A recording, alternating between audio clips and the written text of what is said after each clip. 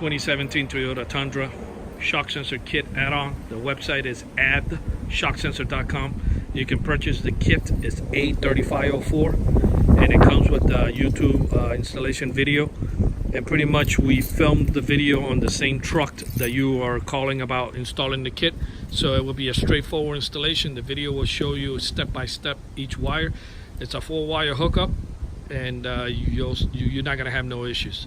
You'll be able to order the kit at shocksensor.com and avoid from having to install another alarm on top of an alarm that you already have on the vehicle.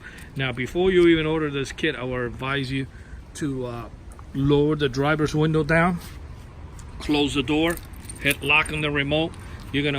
Hopefully you'll have a little red lock that starts flashing on the dash right here. It will be solid once you arm the alarm, and then if you give it like 40 seconds, it will start flashing. Okay, once it starts flashing, you're gonna have the window down and the door closed. You're gonna reach in and just pull the lever and open the door. The alarm should fire off. That way, you'll be 100% that you do have a factory alarm before you go ahead and order the kit. I'm gonna go ahead and fire off the shock sensor so you can see how it works.